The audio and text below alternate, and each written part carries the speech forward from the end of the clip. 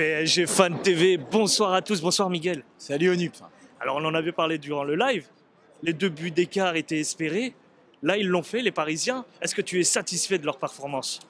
On a mieux fini qu'on a commencé. Ça c'est sûr. Le score peut paraître quand même un peu flatteur si tu regardes la globalité du match, parce que la première mi-temps, hormis l'occasion d'Mbappé en début de match, la Real Sociedad a plusieurs opportunités. La frappe de Kubo, la tête d'André Silva et la frappe de Merido juste avant la mi-temps qui touche le montant.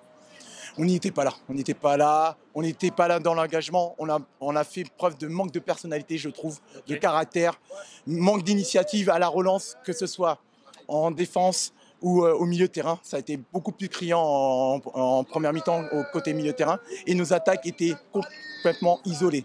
On n'a pas trouvé l'idée de base de Luis Enrique, l'identité de jeu, c'est-à-dire de repartir vers l'arrière.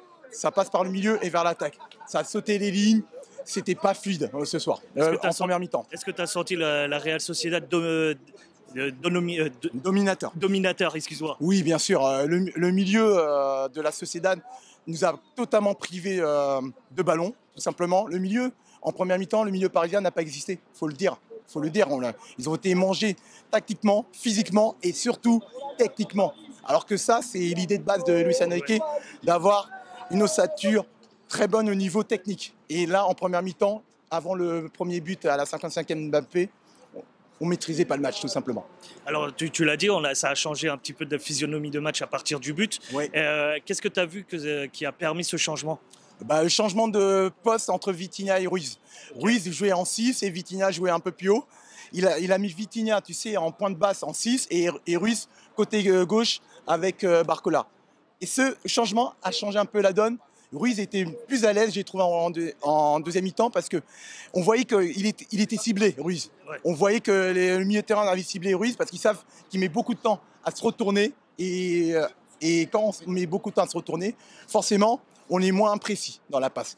Et Vitinha, beaucoup plus à l'aise aussi, pareil, quand il était en position haute, il n'était pas à l'aise, j'ai trouvé, en première mi-temps, mais en deuxième mi-temps, il a fait des belles ouvertures qu'on aime bien chez lui. Ouais. Et comme par hasard, c'était meilleur en deuxième mi-temps. Alors, dernier point que je vais évoquer avec toi, et c'est un joueur, principalement qu'on voulait qu'il commence ce match, dans le 11 de départ, c'est Asensio. Et il est rentré en cours de match. Qu'as-tu pensé de son rentrée en jeu et ce qu'il a apporté?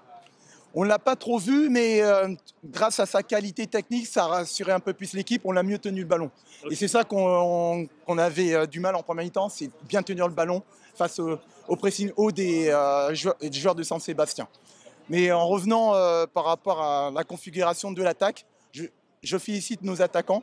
Avant l'entrée d'Asensio, ils ont eu beaucoup de mérite. Dembélé très, très remuant ce soir, parce que malheureusement, Hakimi, son alter ego, a fait une de ses meilleures, pas meilleure, moins bonne prestation depuis qu'il est au PSG en Ligue des Champions. Dembélé très remuant et pareil pour Barcola.